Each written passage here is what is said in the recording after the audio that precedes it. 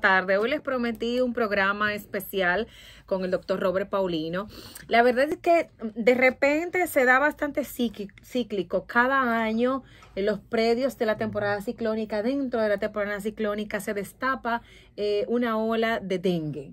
Y de muchos casos, muchos de ellos lamentables, que terminan en muerte. Entonces vamos a conocer un poquito de esta enfermedad que se transmite por virus, por la picadura de un mosquito, con la persona adecuada, que es el doctor Robert Paulino, que es virólogo y especialista en enfermedades tropicales como esta, el dengue, que es una de ellas. ¿Cómo estás, doctor? Gracias por estar con nosotros de nuevo. Muchísimas gracias, Wanda, y a todos los que nos escuchan en la tarde del día de hoy y bueno, que nos ven por tus redes. Sí. Muchísimas gracias por la invitación y bueno, sí, eso que tú decías es muy cierto.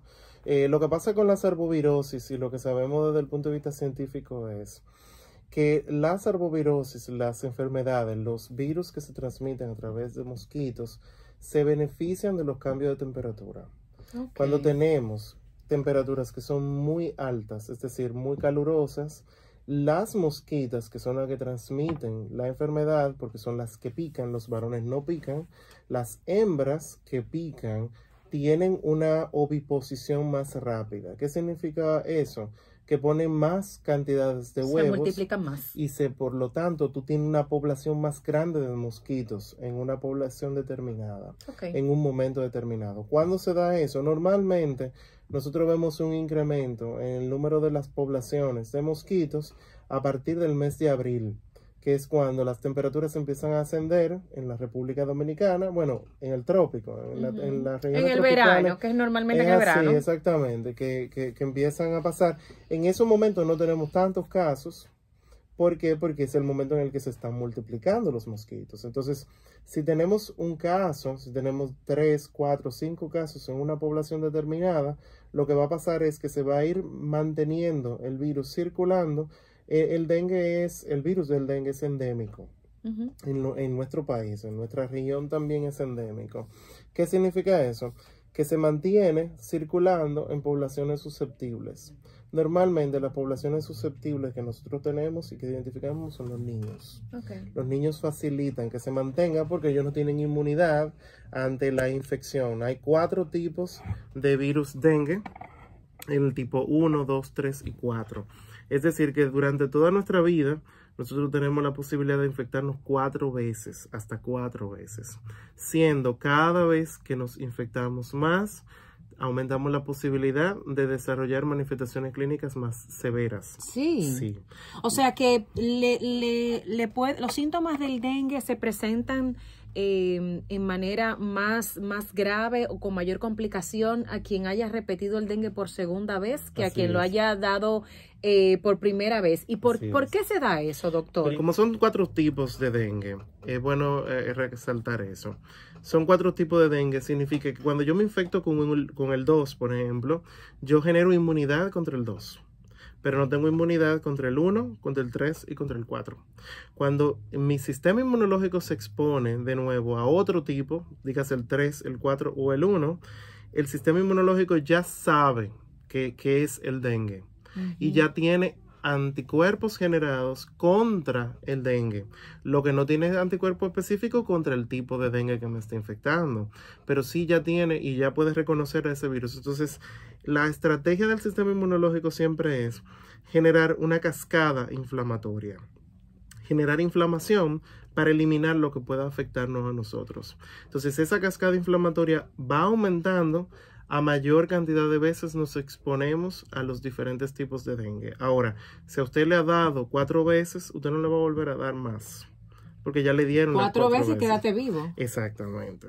Porque normalmente, exacto, ¿de qué depende la mortalidad del dengue? Exactamente. Una, depende de la edad, y segundo, depende de la exposición previa.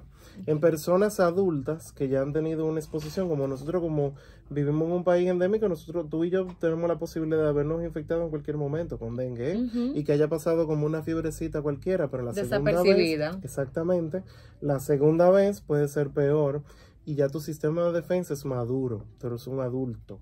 En los niños se presenta que como no tienen herramientas de madurez inmunológica, los criterios de severidad van a pasar sin importar el tipo de dengue que sea, ni cuántas veces se le haya dado. Okay. Porque el niño no tiene herramientas inmunológicas suficientemente maduras para poder desarrollar una protección mediana, por lo menos para controlar una infección primaria.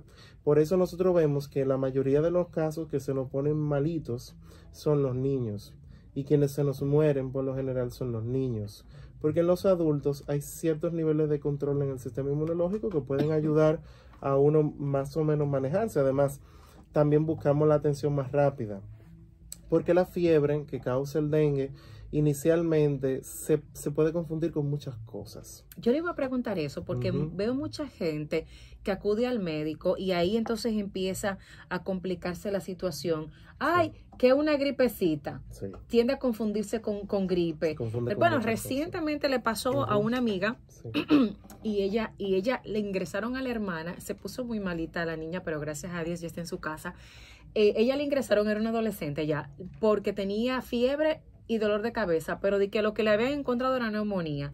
Digo yo, mana, pero que le hagan su prueba del dengue, porque ese dolor de cabeza y esa fiebre que no se quita, no, como que puede, ¿verdad? Se dengue, y efectivamente era dengue. Sí, lo que pasa es que se enmascara en los primeros días de la infección, se puede confundir con muchísimos rash y muchísimas cosas que aparecen normalmente en nuestro país, causado por muchísimos otros virus. También la mayoría de los niños están en etapa escolar, que se infectan y se enferman mucho con muchas otras cosas que también producen rashes y se confunden. Ahora, la clave de todo esto es poder identificar de manera temprana los signos de importancia. El dengue se manifiesta por una fiebre que es muy alta y que genera mucho dolor en el cuerpo, mucho malestar general. Y ese dolor y malestar general normalmente se manifiesta mucho en las articulaciones, duele mucho. Y por esa razón, en el pasado se le llamaba la enfermedad quiebrahuesos al dengue, porque de hecho la palabra dengue proviene de una derivación de dunga, que era una palabra que utilizaban los primeros africanos que llegaron a nuestro continente por la esclavización. Le llamaban a esas manifestaciones clínicas dunga. De hecho, también se confundía con chikungunya, que también produce también mucho dolor articular, pero el dolor articular de la chikungunya es inflamatorio, o sea, se hinchan las articulaciones, principalmente las rodillas, y afecta más a adultos, o sea, los síntomas y los signos son más notorios en las personas adultas. En los niños, yo siempre digo que los padres deben de ser muy vigilantes ante cualquier patrón febril que deba de aparecer. Cualquier fiebre que aparezca en un niño debe de ser atendida. No se debe de manejar en la casa solo sin un criterio médico o sin un seguimiento médico adecuado, porque lo que pasa con el dengue es que llega un momento entre el inicio de los síntomas al quinto, séptimo día en el que desaparecen los síntomas. Y esa es la parte más peligrosa que tiene el dengue. Eso le iba a preguntar, porque siempre he visto en los pacientes, y lo digo por lo que vi en mi hijo, que a los 5 años le dio, y fue un dengue bastante agresivo. Al 6º día fue terrible. Fue terrible el cuadro que hizo el niño. Porque es justamente en ese momento en el que desaparece la fiebre, desaparecen las señales que manda el sistema inmunológico y lo que empieza es un proceso de equilibrio, de extravasación. El cuerpo está tratando de equilibrar el problema de una infección viral. Y lamentablemente ese tratar de equilibrarnos lo que hace que nos hace más daño. Desaparece la fiebre y empieza a aparecer una disminución muy, muy significativa de los niveles de plaquetas. Y eso está asociado con hemorragias. Y ahí empiezan las manifestaciones clínicas serias. ¿Y qué pasa? Que como ya el niño no tiene fiebre, 6º, 7º, 8º día, pues ya yo no tengo que llevarlo a ningún sitio. Y es justamente en ese momento en el que se empeora. Por esa razón, adquirir y tener la certeza de un diagnóstico siempre es importante, por lo menos de manera presuntiva, si es posible, si no tienen los recursos para hacerse las pruebas en el laboratorio, que el médico pueda discernir o pensar que tal vez está frente a un caso de dengue para así evitar obviamente que se vayan a complicar las situaciones clínicas del paciente. Okay. Tengo algunas preguntas frecuentes, doctor, que hace la gente a través de las plataformas. Nosotros los dominicanos somos muy de tener nuestro propio lenguaje para decir las cosas. La gente habla del dengue bueno y el dengue malo. Hablemos de esta diferencia y qué significa, porque usted me habló de 4 tipos de dengues. Serotipos, sí. Molecularmente son 4 diferentes tipos. Es como si yo dijera, hay muchas variantes del dengue. Bueno, en este caso solamente son 4. Pero clínicamente, el dengue es dengue con o sin manifestaciones hemorrágicas. Okay. No hay ninguna otra clasificación. Yo tengo dengue y esa persona va a tener un diagnóstico de dengue, va a tener en algún momento manifestaciones febriles sin que haya y sin que se comporte como que va a desarrollar hacia manifestaciones hemorrágicas o con manifestaciones hemorrágicas. ¿Cuáles son esas manifestaciones hemorrágicas? Lo primero que empezamos a ver es un rash en la piel, que se conoce como petequias, que son pequeños puntitos. Esos pequeños puntitos nos dicen a nosotros que puede haber hemorragias en la piel. Segundo, mucho dolor en el abdomen. Ese dolor en el abdomen se asocia porque hay líquido dentro del abdomen que produce irritación. Okay. Y tercero, que va a desaparecer la fiebre. Y ese momento, como yo te decía, es el momento más peligroso porque está asociado a una disminución y un declive rápido de los niveles de plaquetas. El dengue, la infección por el virus, se puede manejar muy fácil. O sea, no existen antivirales, eso es bueno que la gente lo sepa. No existe ningún medicamento mágico que sirva para la infección por dengue, ni tampoco tenemos vacunas. Eso yo le iba a preguntar, ¿por qué teniendo una enfermedad endémica nunca hemos desarrollado vacunas? Sí existen vacunas. Lo que pasa es que las vacunas que se han aprobado y que han podido llegar a demostrar que sirven en algo, están asociadas o se investigaron y funcionan en entornos de brotes. No en países donde hay endemicidad. Okay. Tendríamos que que no aplica para República. No, ni para la mayoría de los países del trópico, que es muy, muy interesante. Obviamente, con el advenimiento de las vacunas de ARN mensajero, como la de Pfizer, de COVID-19, ya sí se habla de vacunas inclusive para chikungunya, para Zika, para dengue nuevas, con plataformas como esa, que nos podrían a nosotros tener oportunidades. El dengue, al igual que muchas enfermedades tropicales, se le conocen como enfermedades desatendidas. Es decir, que nadie invierte grandes cantidades de recursos para hacer investigación en el dengue, ni en muchas otras más. Por ejemplo, la malaria se considera una enfermedad a pesar de muchas inversiones. La verdad es que desafortunadamente no tenemos todavía una estrategia de vacunación específica para dengue. Ahora, sí, como le decía, es importante saber que para aquellas personas que puedan sospechar que tengan dengue, o que en sus alrededores hayan personas que hayan sido diagnosticados con dengue, sepan que el saneamiento de sus áreas conjuntas, los mosquitos, a pesar de que nosotros quisiéramos pensar que eso es así, no es así. Los mosquitos no viajan muy lejos, a menos de que lo llevemos en un avión, dentro del avión, o dentro de un autobús, o dentro de un vehículo a lugares distantes. Normalmente, cuando usted le pica un mosquito, ese mosquito nació o en su casa o alrededor de su casa. Okay. Porque normalmente los Aedes... Por eso los brotes se dan en sectores puntuales.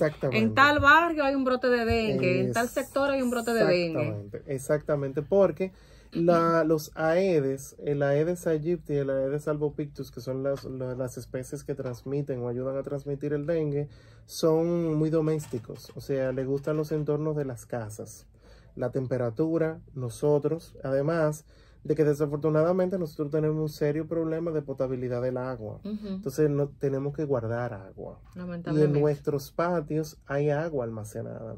agua que le permite a esos mosquitos, ojo, los Aedes no necesitan un tanque de agua. Puede ser un charquito o una tapita de agua. Una tapita de una Coca-Cola sirve como un mecanismo para que ahí adentro nazcan muchas larvas. ¿Por qué? Porque evolutivamente los Aedes se desarrollaron en un entorno agreste, donde no había mucha agua. Y aprendieron a que con poquita cantidad se pudiesen poner los huevos y ya. También otra cosa que hacen las hembras de los Aedes es depositar los huevos para esperar a que usted rellene el envase. Entonces ese huevo se puede pasar ahí meses sin que se dañe, sin que se dañe. Y pero es una mardita, ¿eh?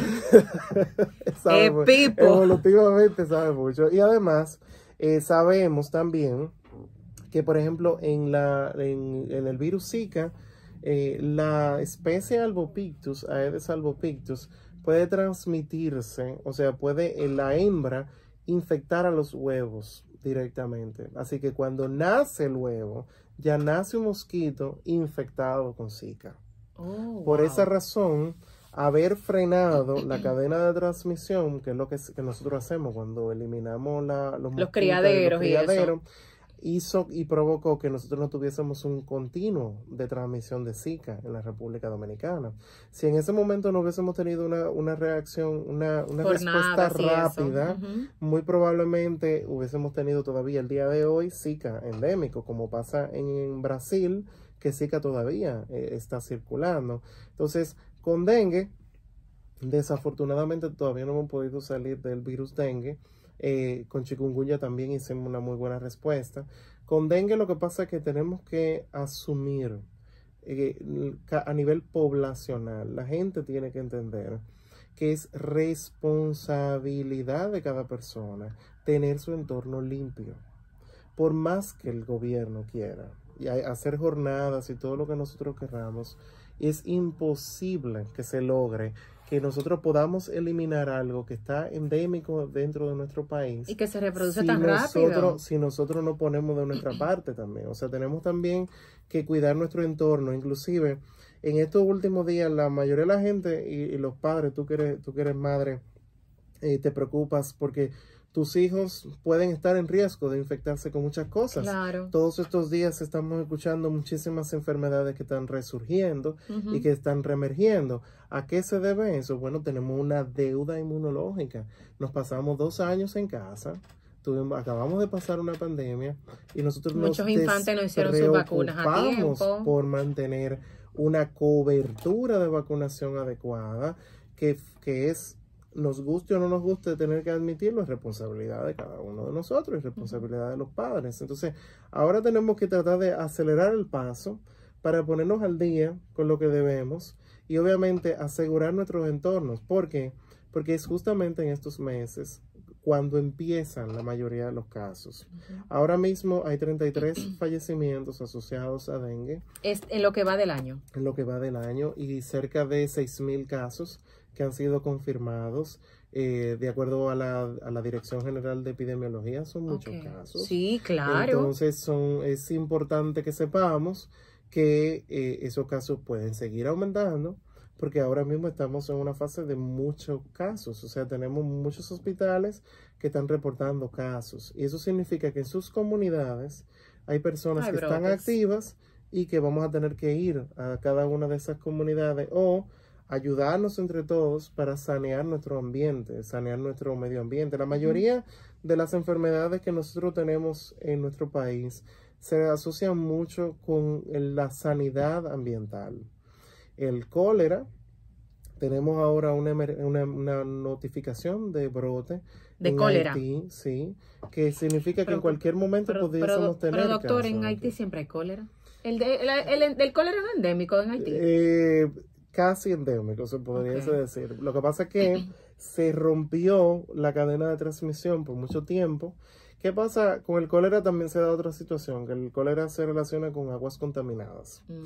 Cuando se introdujo a la isla, cuando yo hablo de la isla, hablo de todo, hablo de los 2 países. Del territorio. Hablamos de que los ríos nuestros se contaminaron con cólera.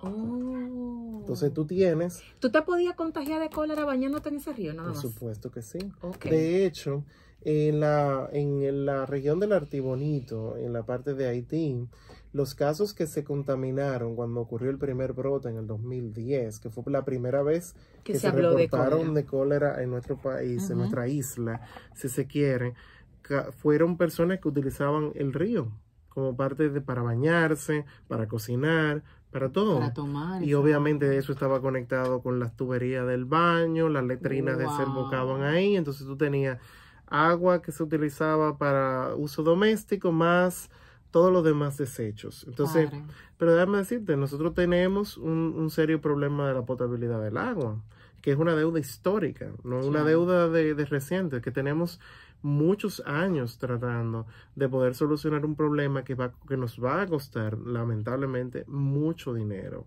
¿Por qué? Porque hemos aumentado nuestro riesgo de que el agua potable que llega a la tubería, la que llega a la llave, llegue contaminada. Tú tienes que, para tu beber agua, tienes que comprarla. Claro, no, aquí hubo o tienes que usar filtros. Aquí hubo un fatal ministro. Tengo que recordarlo porque eso fue casi un cuento, una leyenda urbana, aquella situación de que el agua de la llave se podía beber. Sí. Aquella irresponsabilidad mayúscula. No se puede tomar el agua de la llave, no porque las fuentes están bien. O sea, si yo voy a donde llegan los puestos de saneamiento del agua, esa agua que está ahí, aquí cerca de del kilómetro 9 de la autopista Duarte, esa agua que está ahí se puede tomar porque es potable. Ahora, eso se conecta con una tubería. Claro. Que no es potable. Por favor. Entonces llega a su casa, llega a mi casa contaminada. Entonces, imagínense que una de esas cañerías se conecte con la tubería que va hacia a una región específica del país. O la cantidad de pozos barrio, que hay. Exactamente. Claro. Vamos a tener una contaminación. Por lo tanto, ahora lo que tenemos que hacer, a propósito de dengue, que almacenamos el agua, asegurar que esa agua le estamos clorinando, que le estamos echando cloro suficiente para que, aunque no la utilicemos para tomar, para las cuestiones domésticas, la podamos potabilizar lo más posible. ¿Por qué? Porque el Vibrio cholerae, que es la bacteria que causa el cólera, se mantiene en el agua. De hecho, puede vivir en el agua sin ningún problema. No necesita, no es como los virus, que los virus necesitan personas. Muere.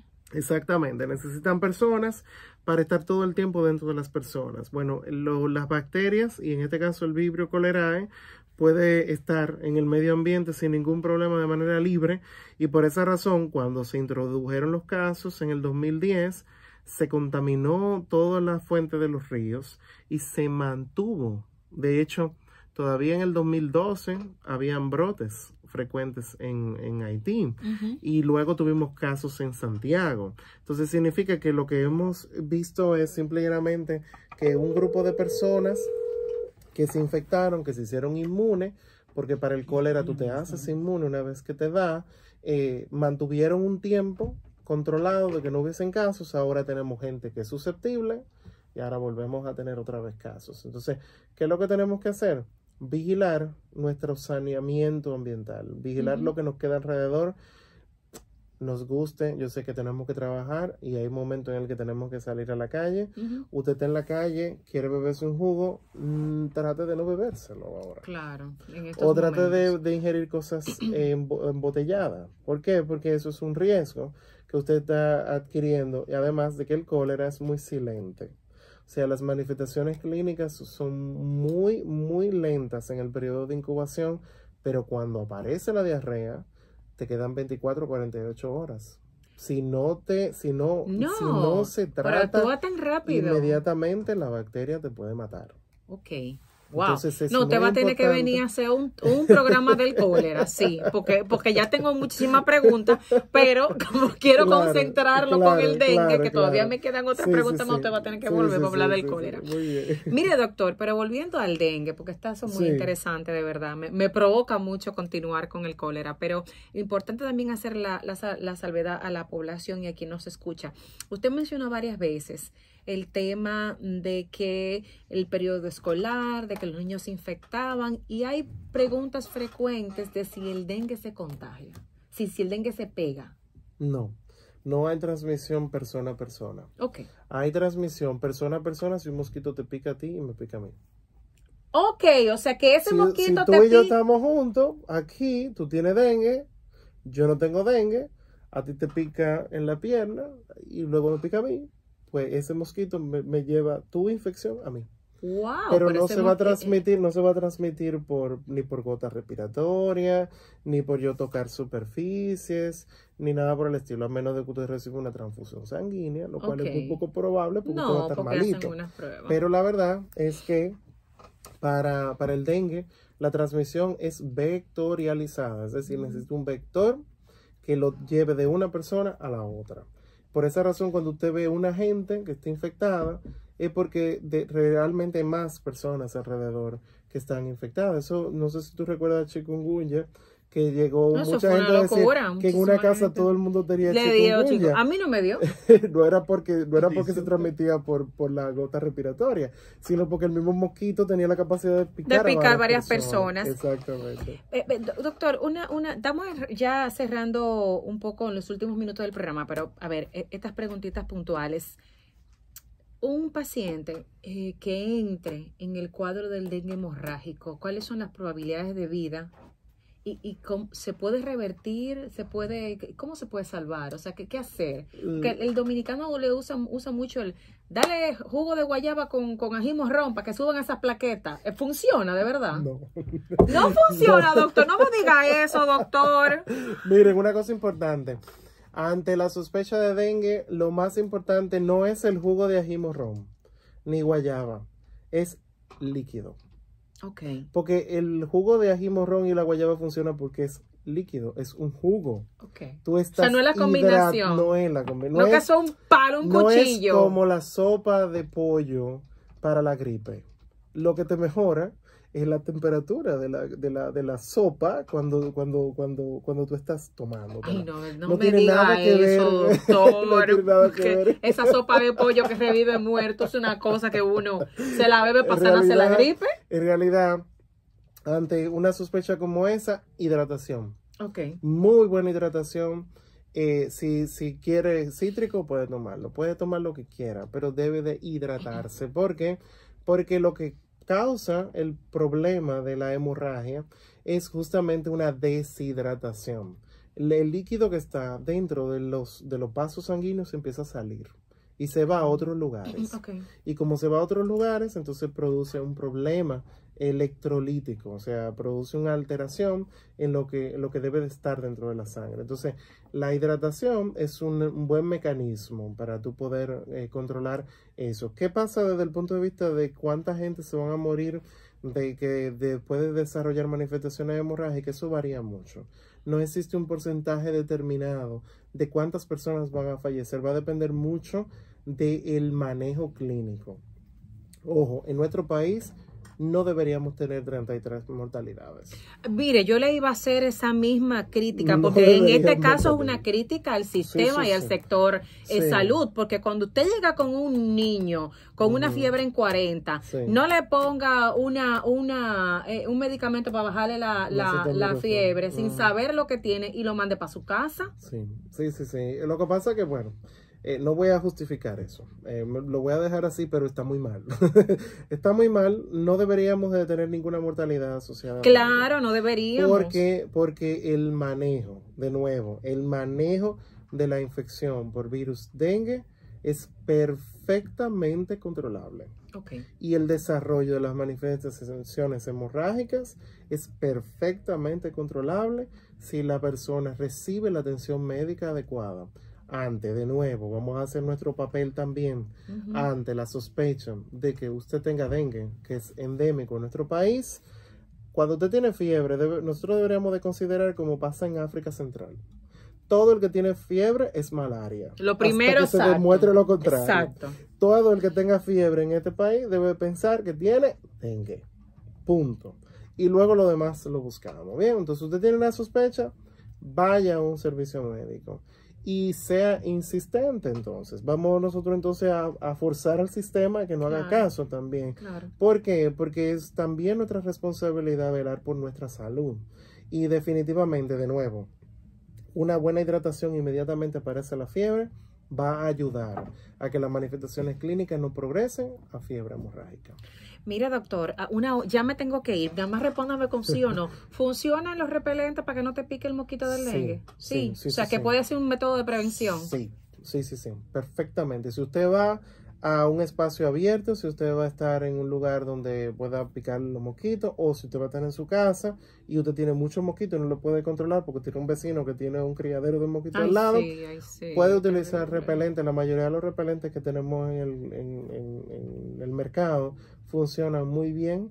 Y obviamente tener cuidado con los niños porque el repelente le puede producir irritación en los ojos, pero lo puede utilizar sin ningún problema y va a funcionarle muy bien. Excelente, doctor. Bueno, ya usted se comprometió de que tiene que volver para hablar del cólera aquí en este programa y ahí lo vamos a estar esperando. Gracias por estar con nosotros. Gracias, Wanda. A ustedes también por la sintonía. Feliz tarde. Nos vemos mañana aquí de nuevo en el ambiente de la tarde.